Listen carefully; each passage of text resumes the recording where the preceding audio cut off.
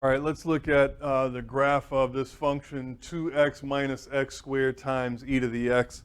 So the first thing I'll do is to find the intercepts and then check and see if there's any symmetry. But I can tell right off the bat that if I plug in negative x, I'm not going to get the same function back. I'm not going to get negative the function back.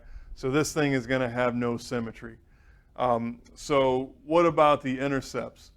Well, the function is equal to 0. That's how you find the x-intercepts, is set f equal to 0 and then solve for x. Well, for a product to be equal to 0, one of the two factors has to be 0. I know that e to the x is never equal to 0, and so that must mean that 2x minus x squared is equal to 0. So here, if you want, you can factor out an x, or just by inspection, you can see that x must be 0 or 2 in order for this thing to be equal to 0. And so we can see that the two intercepts, the two x-intercepts are 0, 0 and 2, 0. And so incidentally, that means that the y-intercept is also 0, 0. And so here's all of the intercepts, and there's no symmetry. For the first derivative, we've got a product of two functions, so I need to use the product rule, right? It's the derivative of the first thing, so 2 minus 2x times the second thing plus the first thing times the derivative of the second thing. So to simplify this thing, let me factor out an e to the x.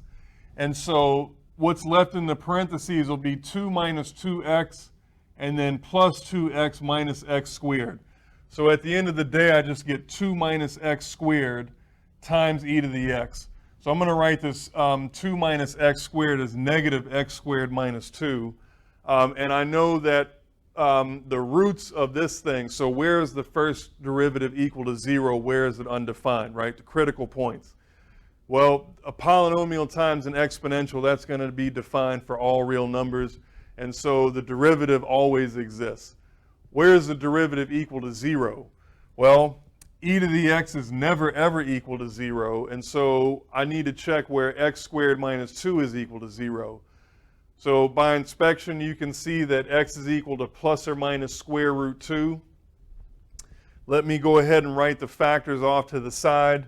I'll group the negative with the e to the x. So negative e to the x, right? If e to the x is always positive, negative e to the x is always negative, no matter what. So now what about x squared minus 2? Well, I know x squared minus 2 is a parabola that opens upward, right? So if you like, it looks like this. And I know the roots are at plus or minus square root 2. And so I know that the sign of this parabola is going to go positive, negative, and then positive.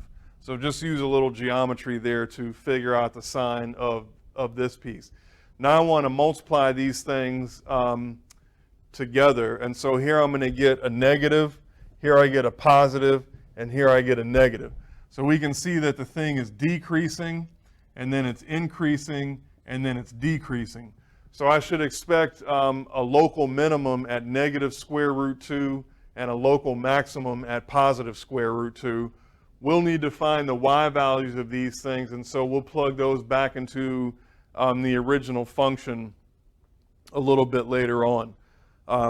When we get to the end and we want to summarize everything, we'll take care of that. All right, now finally for concavity, and I'm skipping some of the algebra details here because I don't really have any room, but you should go through and make sure you're good on all of the algebra. Okay, so here's the function, here's the first derivative. So I need to find the second derivative. Again, I need to use the product rule. And so I've done that. It's very similar to the first derivative, right? And I've already simplified it. So make sure you're good on how I got from this first derivative to the second derivative, right? So there's some algebra that I didn't write down. Of course, I use the product rule to get from here to here. Okay, so now we need to find critical values of the first derivative, or that is, we need to find where the second derivative is equal to 0. Again, e to the x is never equal to 0. that means we should check when this first polynomial is equal to 0. And so it's a quadratic. And so I just use the quadratic formula to see where this thing is equal to 0. So it's the opposite of b plus or minus the square root of b squared minus 4 times a times c. And so you work all this out, and you get that the roots of this thing, -1 plus or minus square root 3. So these are the critical values for the first derivative. That is, these are the possible points of inflection.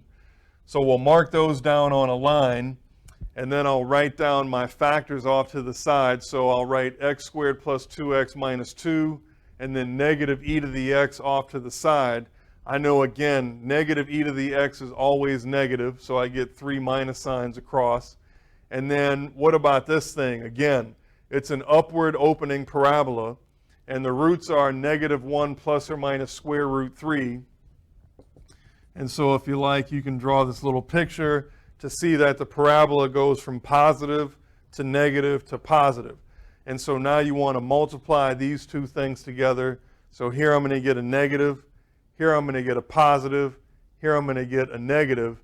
And so we can see that the thing is concave down from -infinity to -1 minus square root 3. And then it switches to concave up. So from -1 minus square root 3 to -1 plus square root 3. And then it goes to concave down from -1 plus square root 3 to infinity.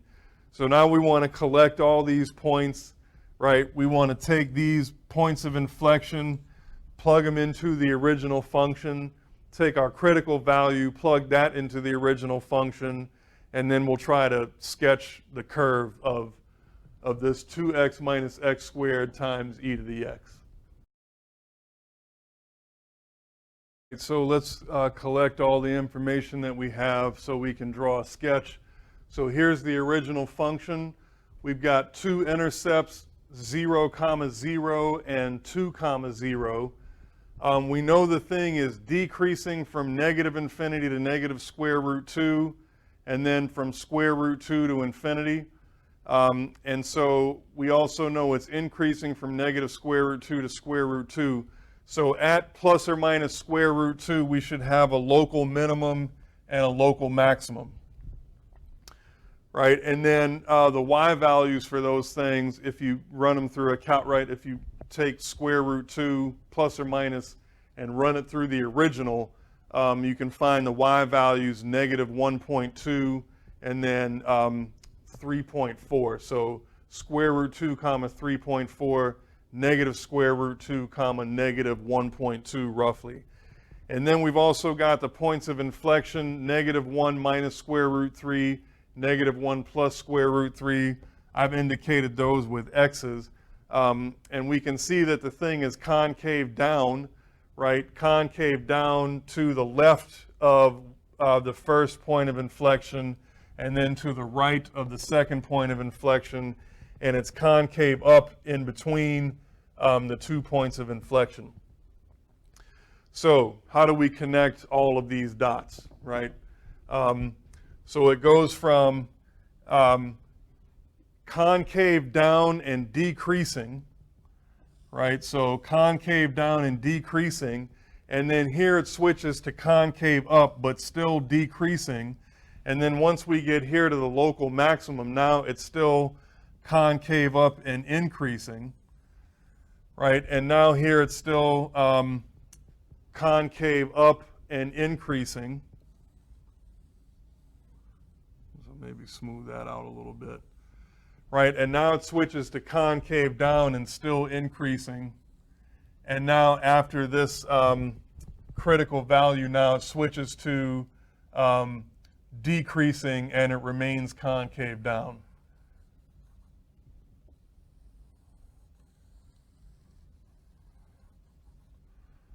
Right, so here would be a good rough sketch of this function.